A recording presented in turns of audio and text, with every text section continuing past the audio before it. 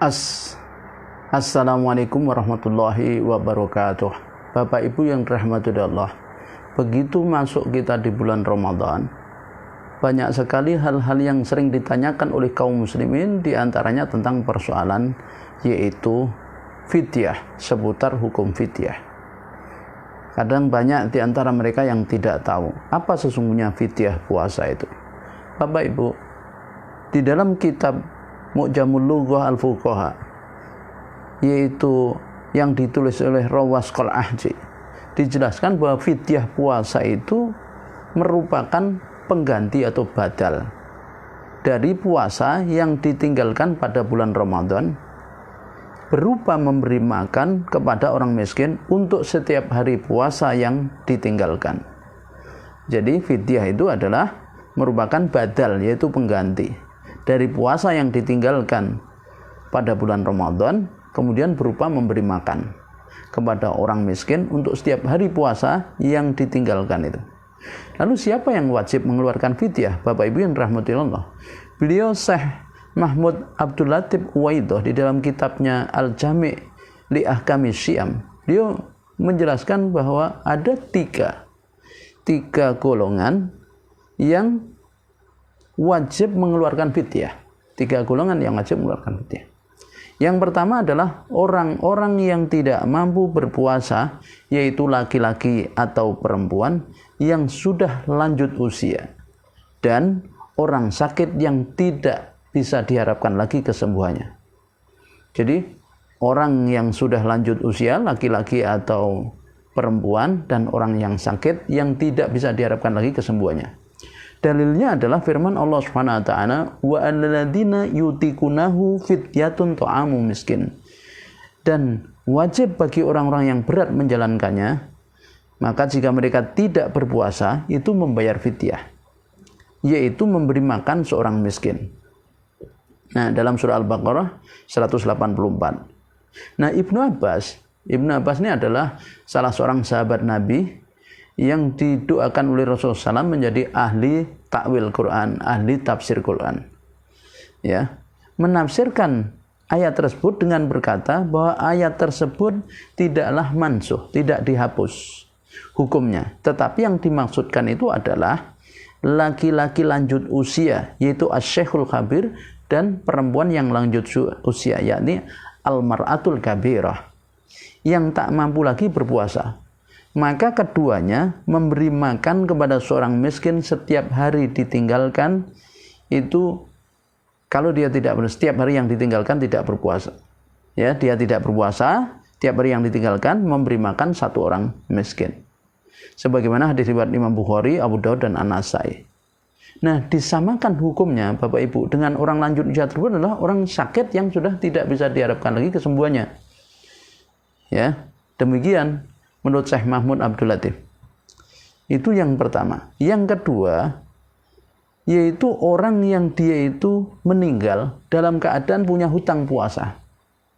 Misalnya gini, ini ya, ada orang masuk puasa Ramadan, ya, kemudian di perjalanan atau beliau tidak bisa puasa lalu meninggal pertengahan atau akhir misalnya.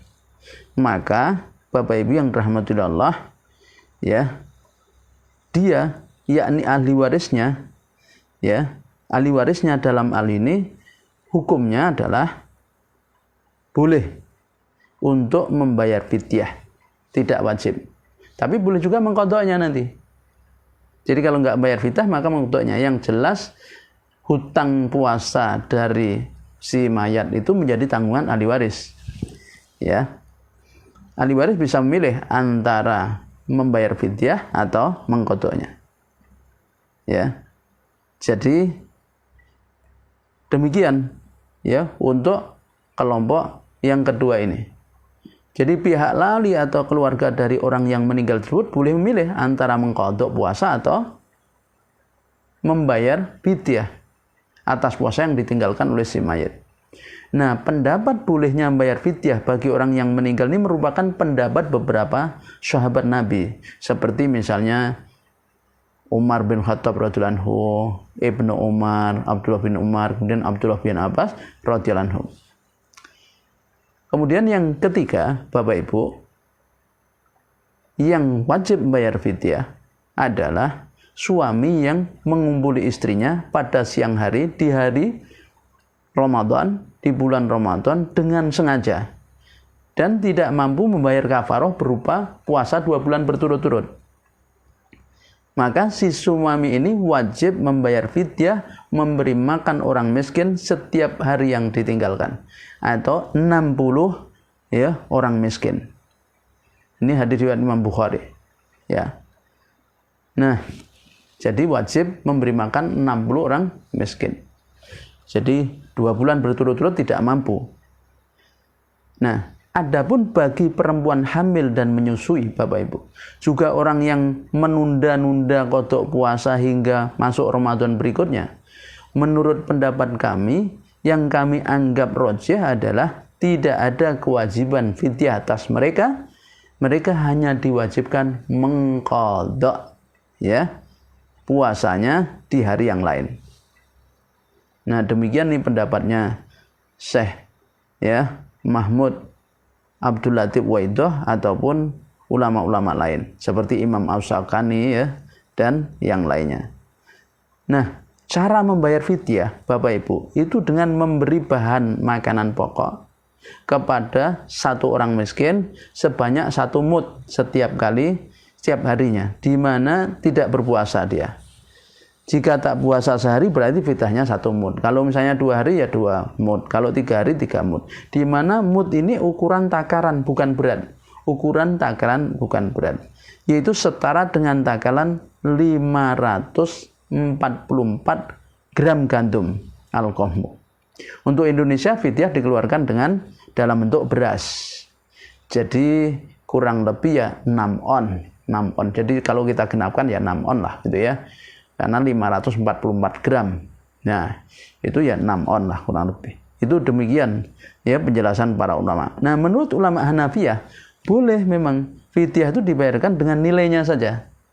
Nilainya itu menurut Hanafiyah, yaitu dengan memberikan sejumlah uang sesuai dengan harga.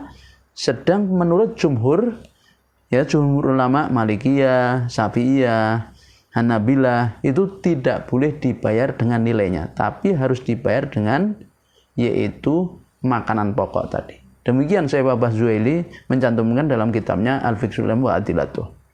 Maka Bapak Ibu, dari itu kami cenderung bahwa pendapat yang paling kuat adalah pendapat jumhur ulama.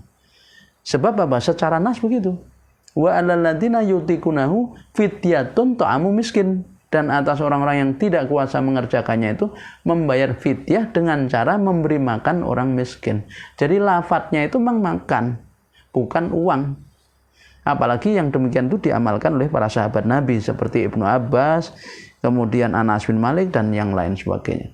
Nah, inilah Bapak Ibu bagaimana kita cara membayar fidyah, kemudian siapa yang kena fidyah ya.